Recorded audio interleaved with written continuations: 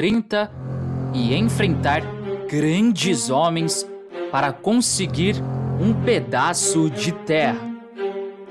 Ele e sua caravana já estão andando até o local que ele prometeu que voltaria.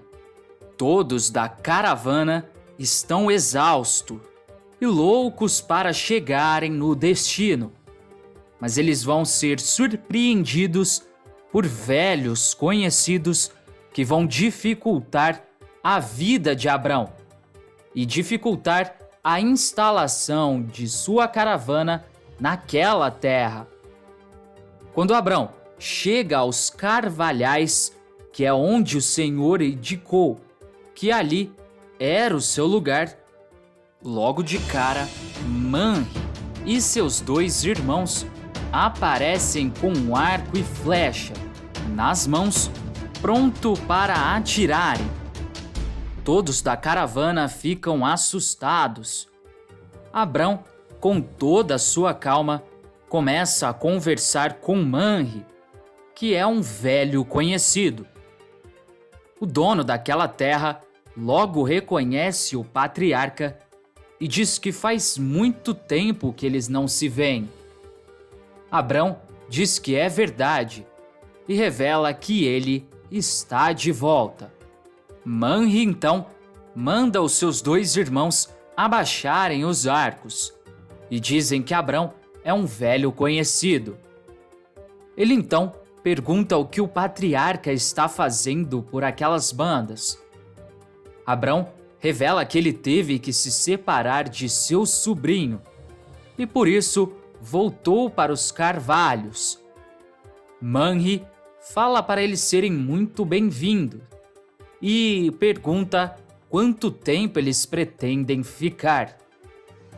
Abrão, então, na lata, revela que eles pretendem ficar lá para sempre. Manre fica chocado e pergunta como assim para sempre. Abrão diz que ele quer comprar aquelas terras. Manre fica mais chocado ainda e pergunta por quê. Abrão revela que esse é o local que Deus indicou para ele viver e que para ficar ali ele tem que comprar a propriedade. Manre então diz que não sabe e que ele não tem pretensão nenhuma de vender aquelas terras. Sarai, tentando intervir, diz que eles têm muito dinheiro e que a passagem pelo Egito foi muito boa para a caravana. Manre diz que vai conversar com os seus irmãos e que ele dá a resposta depois de alguns dias. Abrão então pergunta se eles podem pelo menos se instalar por ali. Manre, parecendo não estar muito feliz, diz que eles podem ficar à vontade. Ele e seus irmãos saem e Sarai rapidamente vai falar com o seu marido, perguntando será que Manre vai vender as terras. Abrão diz que não sabe, porque ele não pareceu gostar dessa ideia. Sarai pergunta o que eles irão fazer se Manre não quiser vender. Abrão diz que ele não sabe, mas que eles terão que confiar em Deus e esperar a vontade dele. E ainda, Ló continua com a sua caravana em direção a Sodoma, mas ele terá uma surpresa muito grande quando chegar na cidade. Além disso, Abrão vai surtar ao ver o seu altar dedicado a Deus todo destruído. Ele e o Criador vão tomar uma atitude radical com os responsáveis. Lúcifer ainda vai descobrir toda a verdade sobre Massá e vai fazer de tudo para que o bandido vire um verdadeiro demônio. Vale lembrar que a única história que está citada na Bíblia é a de que Ló e Abrão tiveram que se separar, e que Ló foi para a cidade de Sodoma e Abrão voltou para os carvalhos.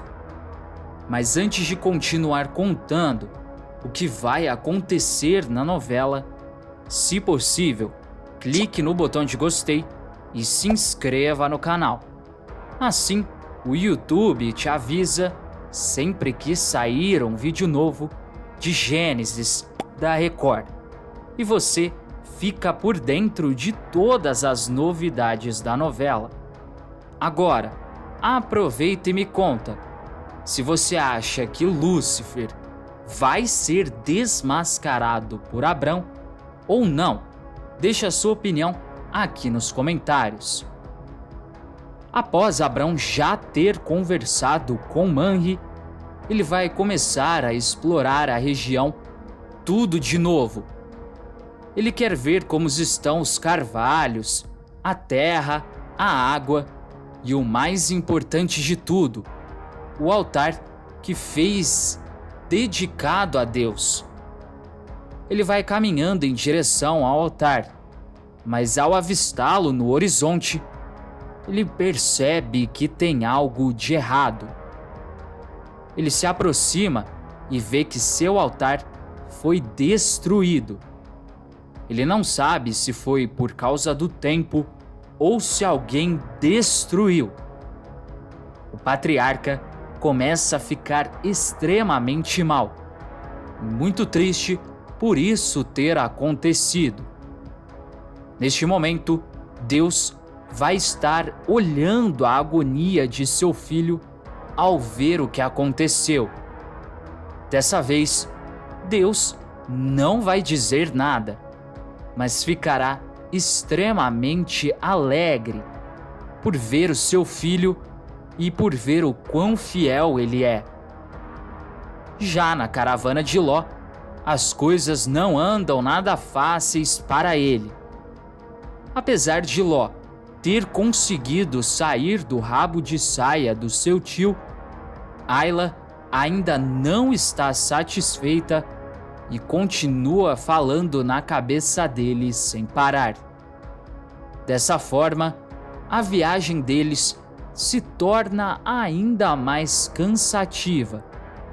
Mas depois de alguns dias, eles finalmente chegam na cidade de Sodoma, que é tão famosa. Ao adentrar a cidade, eles começam a reparar coisas estranhas. Muitas pessoas bêbadas vivendo na perdição. Ayla logo vai falar para o seu marido que achava que os egípcios se vestiam estranho, mas que o povo dessa cidade, além de se vestir estranho, vive intensamente a vida. Ló, não querendo arrumar confusão para o seu lado, manda sua esposa ficar quieta, porque tudo que eles não precisam agora é arrumar uma briga. Ayla então fica em silêncio e a caravana vai adentrando a cidade. Os moradores de Sodoma também acabam estranhando os membros da caravana de Ló e ficam olhando como se eles fossem extraterrestres. Ló agora vai ter que se pronunciar diante dos responsáveis por aquela cidade. E dessa forma, ele vai saber se pode ou não permanecer por aquelas terras. Voltando aos carvalhos onde Abrão está, Lúcifer acaba descobrindo um dos grandes segredos de Massá e promete não ficar quieto. Lúcifer então acaba forçando uma aproximação entre ele e o bandido, para eles terem a oportunidade de conversar. E ele acaba conseguindo isso. Os dois começam a conversar e Lúcifer já vai direto ao assunto. Ele diz que acha estranho que Massá sumiu de repente e ele está de novo na caravana de Abrão. Massá diz que a vida tem levado ele sempre de volta para essa caravana. Mas Lúcifer pega na ferida e diz que sabe por que ele voltou. Massá, é claro, fica em choque, mas pergunta: será mesmo que Halel sabe o porquê ele voltou? Halel diz que ele tem o dom de ver o que as pessoas escondem. Massá então diz que se ele é tão bom assim, é para Halel dizer o que é que levou ele de volta para a caravana. Halel então, na lata, diz que foi Adália. Massá diz que ele errou, mas Halel insiste dizendo que ele não errou não. Massá tenta se justificar, dizendo que ele está lá porque ele não tem nenhuma família no mundo, porque ele vai para onde pagam ele, mesmo que seja comida em troca de proteção. Halel insiste e diz que o bandido não precisa mentir e que ele já sabe de tudo. Nesse momento, Massá fica em choque e imagina que Halel também sabe que ele é um bandido e que ele foi responsável pelo incêndio na casa de Terá. Mas ele acaba se tranquilizando quando Halel diz que ele é apaixonado por Adália. Para não encumpridar mais o assunto, Massá acaba aceitando e diz que foi exatamente por isso que ele voltou. Halel então fica se achando o espertão, mas mal. Eu não quero brincar com você. Eu não quero brincar com você. Eu não quero brincar com você. Mal sabe que foi tapeado. Já na Bíblia, nós sabemos que o Senhor anunciou a Abraão a destruição de Sodoma e de Gomorra, por serem cidades dominadas pelo mal e pela perdição. Abraão intercedeu pelo povo diversas vezes junto ao Senhor, pedindo que livrasse toda a cidade da destruição. O Senhor respondeu que a não destruiria por amor aos 10 residentes, os 10 justos, caso houvesse. Mas, posteriormente, a cidade foi destruída por fogo e enxofre. De acordo com as Escrituras Sagradas, Ló recebeu a visita de 2 anjos e ainda o hospedou os 2. Pouco antes de se deitarem, os anjos orientaram a Ló que juntasse a sua família e partisse daquela cidade, porque a cidade estava prestes a ser destruída. Neste momento, um grupo de homens bateu à porta da casa e disseram a Ló, assim que os atendeu, que queriam conhecer os homens que viram entrar naquela casa. A fim de acalmar os homens, Ló ofereceu suas 2 filhas virgens para que eles fizessem o que bem entendesse e pediu que não fizessem nada com os homens, pois eram anjos. O grupo não concordou e tentou arrombar a porta. Foi neste momento que os 2 anjos puxaram Ló de volta para dentro da casa e cegaram os homens do lado de fora, para que não vissem a porta. Em seguida, eles orientaram a família a partir daquela cidade e disseram para que, no momento da fuga, eles não olhassem para trás, porque senão eles virariam estátuas de sal. Os noivos das filhas não quiseram ir e partiram Ló, sua esposa e as 2 filhas.